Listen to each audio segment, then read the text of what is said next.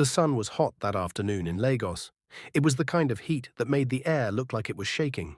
The roads were dusty, people were shouting prices in the market, cars were honking, generators were humming.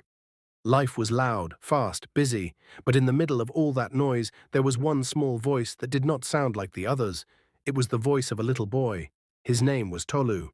Tolu was 10 years old. He was thin, with dark skin, big worried eyes, and a face that looked older than his age. He wore a simple faded t-shirt and black shorts. His slippers were already worn on the edges from too much walking. Tears had dried on his cheeks, and new ones were forming again. He was running. He was not running for fun. He was running for his father. Just 1 hour before, something terrible had happened in the market. There had been a fire. Nobody knew how it started. Some people said it was from a faulty wire. Others said it was from a forgotten stove. All anyone knew was this. Smoke rose, people shouted, and stalls began to burn. Most people ran to save their goods. Some ran to save their money. Some ran to save their own lives. But Tolu ran to one place only, his father's small shop. His father, Mr. Adderwale. Everyone in that area knew Mr. Adderwale. He was kind, he was honest, and he never cheated anyone. Before the accident, he was strong. He used to carry heavy bags of rice on his shoulders, laughing, greeting other shop owners, helping customers carry things to their cars. But that was before the accident that changed everything. 1 year ago, a heavy metal rack fell on him while he was helping unload goods. The doctors said the injury damaged his spine. Since that day, his legs did not work anymore. He could not walk. He could not stand. He could not move from the waist down. He started using a wheelchair. And just like that, life became harder. Moving became hard. Working became hard. Money became a problem. But he did not give up. He still opened his small shop every morning, even when his back hurt. He sold soap, salt, sugar, tissue paper, matches, washing powder, small things people needed every day. It was not much, but it was something. It was how he paid for rent, food, and Tolu's school books. Tolu helped him every day. He swept the shop, he carried goods, he counted money. He wrote down things in a small notebook because his father's hands sometimes shook when he was tired. They worked like a team. It was not an easy life. But it was their life, and they were proud of it. Until today. When the fire started spreading through that part of the market, Tolu had been standing outside the shop with a bucket of sachet water to sell. People began to scream, "Fire! Fire! Fire!" His heart jumped. "Daddy!" He ran inside. Thick smoke was already in the air. His father was still in the shop, trying to reach for a box on the floor, his wheelchair stuck against something that had fallen across the path. "Tolu!" his father coughed. "Leave here now. Go outside." "No!" Tolu cried, his voice shaking. "Daddy, I'm not leaving you." With small hands, he grabbed a tray that had fallen and pushed it away. He tried to move a bag of sugar that was blocking the wheel. His father's breathing was getting weak, the smoke was getting thicker. Sparks were falling from somewhere above. "Tolu," Mr. Adderwale said in a low voice, trying to be calm for his son, "listen to me. If this place burns, we lose everything. We lose the shop. I have no other work. We cannot pay rent. We cannot eat. Please, you must get help. You must find somebody to help us. Please, my son. Please." Those words cut Tolu's heart. His hands were shaking, his eyes were full, his chest felt too tight to breathe. Because he understood, if they lost the shop, they would lose their only way to live. He nodded with tears in his eyes. "I will come back, I promise," he said. Then he turned and ran. He ran past the smoke. He ran past shouting traders. He ran past people pouring water on the fire with buckets. But Tolu was not just running from danger, he was running toward an answer. He already knew where he was going. Everyone in the market had heard stories of one man. Some people called him boss, some called him sir, some called him the helper. His name was Mr. Thompson. Mr. Thompson was rich, not normal rich, very rich. He owned buildings, he owned trucks, he supplied goods to many shops. People said he had money like water. Some people feared him, some people respected him. But most people agreed on one thing. If he decided to help you, your life could change. Grown men were afraid to talk to Mr. Thompson without shaking. Tolu was only 10, but fear did not matter anymore. He had to save his father. He reached the part of the market where Mr. Thompson sometimes sat to check stock and talk to suppliers. There were two men in clean shirts standing outside his office door. They looked like security men. They looked serious. One of them frowned. "Hey boy, where are you going?" Tolu was breathing fast. He swallowed and said, "Please, I need to see Mr. Thompson. Please, it is important." "Please, sir." "Go home," the man said. "This is not a place for children." Tolu shook his head so hard it made his vision blur. His voice broke as he spoke. "No. Please, please. My father is going to lose his shop. We don't have any other thing. He cannot walk and I cannot carry him. The fire is spreading. Please, please, please. I need help." His voice cracked on the last word. The men stared at him. Something in his voice made them pause. One of them slowly turned and went inside. In less than a minute he came back and said, "Mr. Thompson will see you." "Come." Tolu wiped his face with the back of his hand and followed. He entered the office. It was cooler inside. There was air conditioning. There was a big desk, a laptop, a bottle of water and papers neatly arranged. Behind the desk sat a tall man in a dark suit with sharp eyes. He was not smiling. "Mr. Thompson." For a moment, Tolu could not speak. He felt small. He felt like his throat was closing. Then he remembered his father's face in the smoke. He took a step forward. "Sir," he said softly. Mr. Thompson looked at him. "Who are you?" "My name is Tolu," he said. His voice was shaking. "Please, sir, please don't be angry with me. I know I am not supposed to be here. But I came because I don't know who else to ask." Mr. Thompson did not answer. He only watched. So Tolu kept going. "My father's name is Mr. Adderwale. He sells soap and tissue and small things in Block C, Line 4. He used to walk, but now he cannot. He is in a wheelchair because of an accident. He works every day even when he is in pain. He is a good man, sir. He never cheats anybody. He always gives people change, even if they forget to ask. He still says thank you to customers even when they don't buy." Tolu's hands were shaking now. Tears slid down his face again. "The market is burning," he whispered. "If the fire reaches his shop, we lose everything. We cannot pay rent. We cannot eat. My father will have nothing. Please, sir, please. I don't want my daddy to lose his shop. I don't want him to cry." The room was quiet. Even the air felt still. Mr. Thompson leaned back in his chair. His face was calm, but his eyes were no longer sharp. They were soft now. "How old are you?" he asked quietly. "To 10, Tolu said. "And you came here alone? To talk to me?" "Yes, sir," Tolu whispered. "For my father." Mr. Thompson let out a slow breath. He tapped his fingers on the desk once, thinking. Then he stood up. "Tolu," he said, "look at me." Tolu lifted his head. "I will help your father," Mr. Thompson said. Tolu froze. He did not understand at first. "Sir?" he whispered.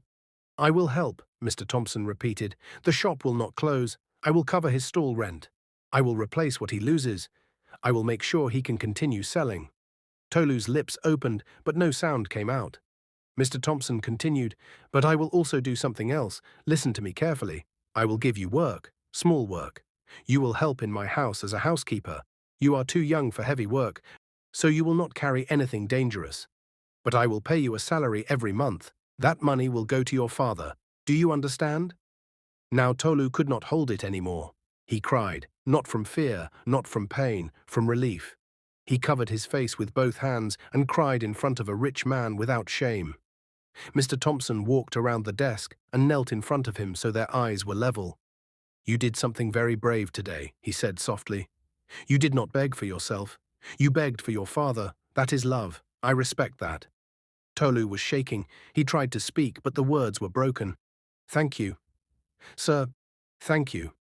Mr. Thompson put a gentle hand on the boy's shoulder. "Take me to him," he said. "Let us go and save your father."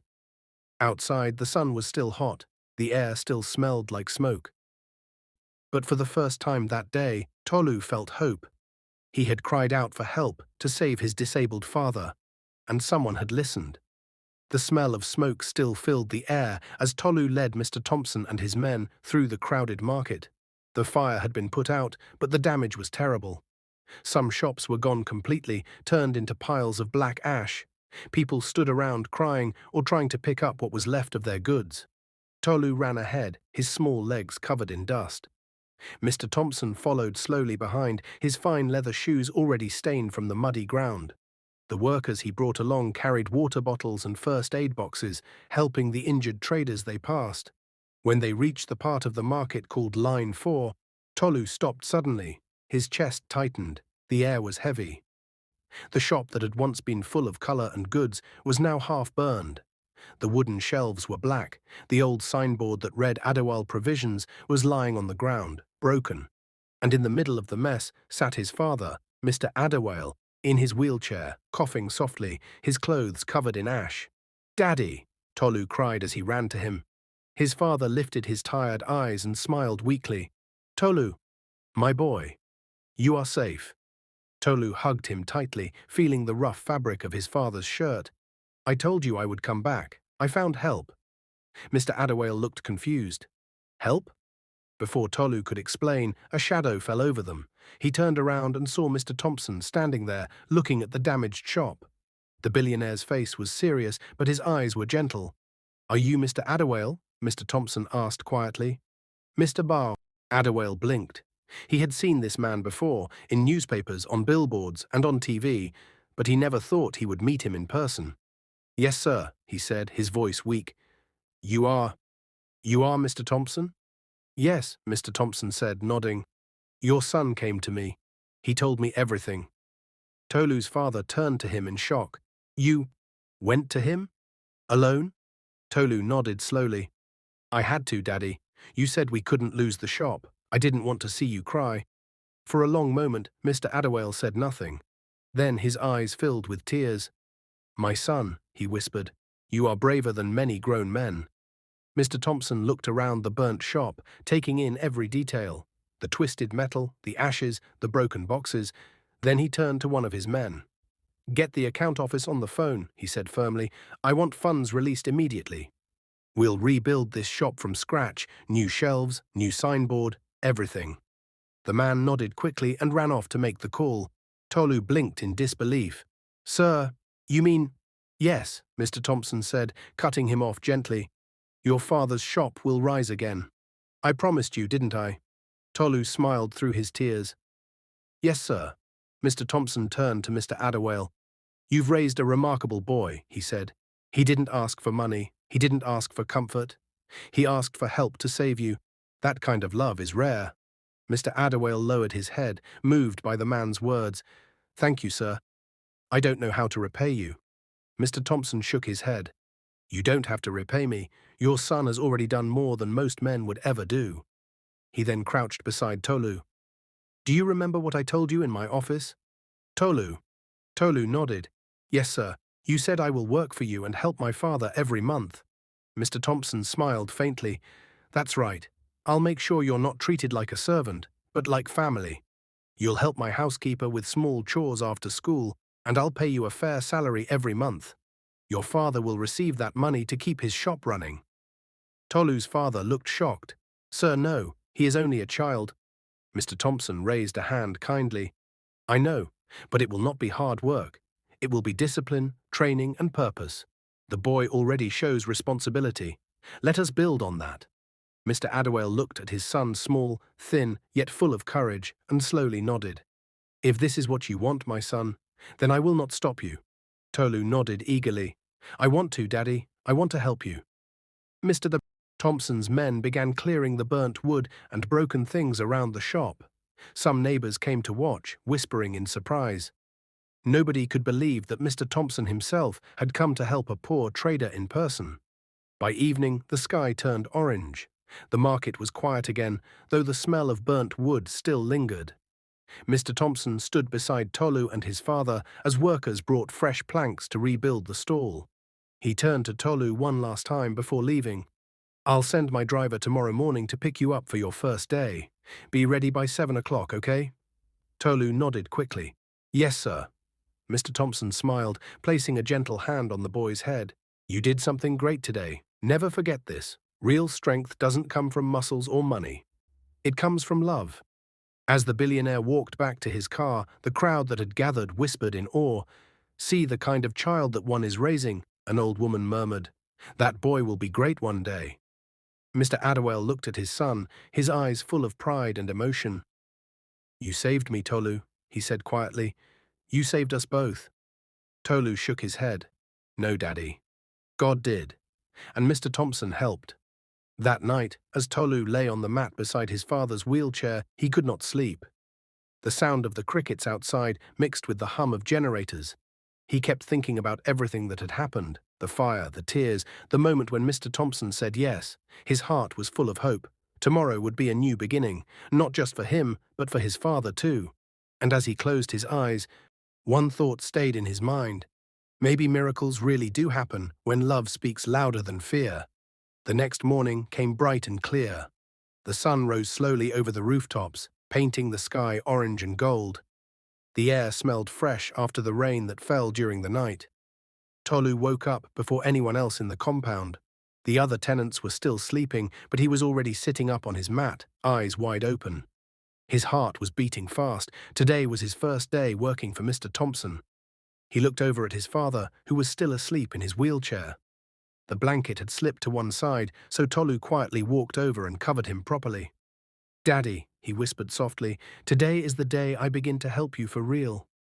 He washed his face, brushed his teeth using an old toothbrush, and put on his cleanest shirt, a white short-sleeve one with a tiny tear near the pocket, and brown shorts. He combed his short hair and wiped his sandals until they shone faintly. By the time he finished, the sound of a car horn echoed from outside. Toot, toot. Tolu froze, his heart skipped a beat. That must be Mr. Thompson's driver. He ran out of the room, calling, Daddy, Daddy, he's here. Mr. Adderwale stirred, rubbing his eyes. Already, the man keeps time like a clock, he said with a tired smile. Go on, my son.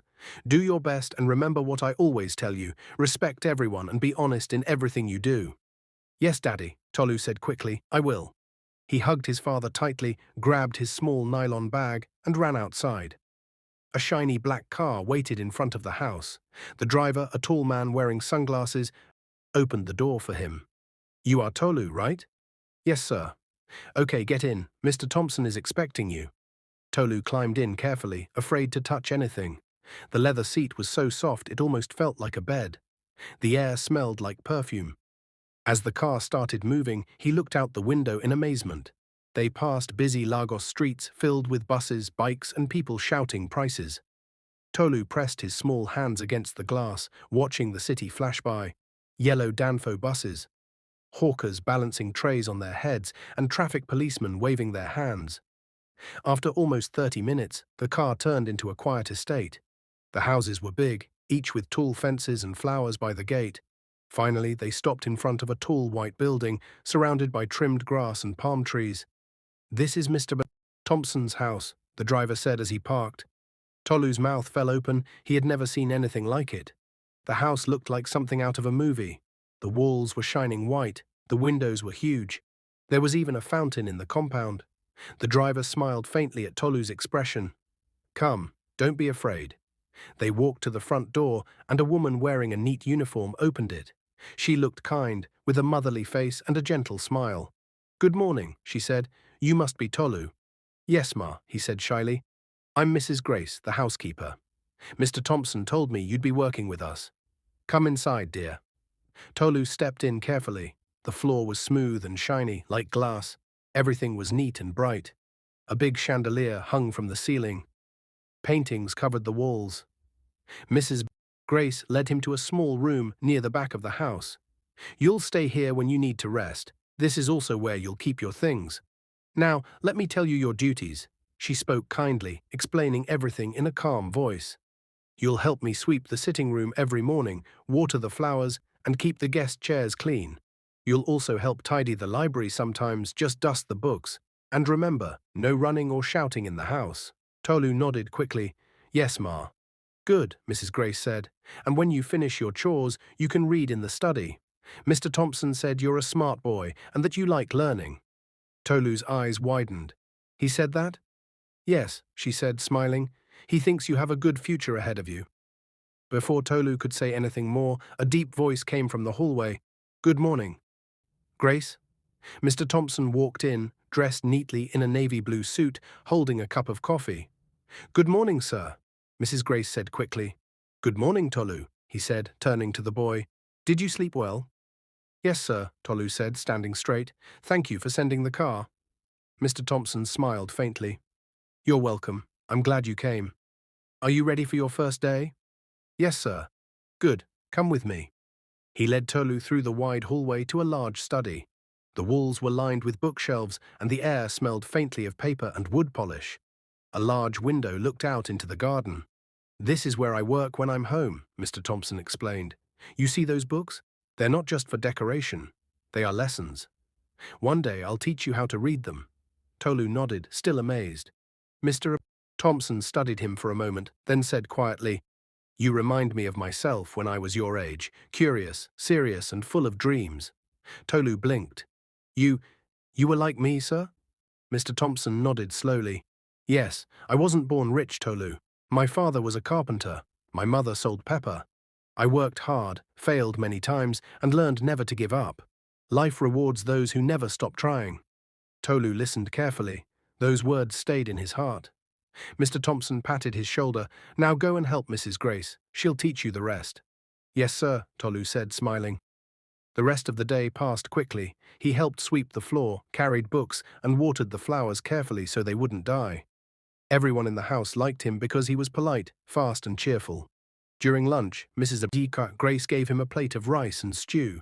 It was more food than he usually ate at home. He ate slowly, thinking about his father, hoping he was doing okay.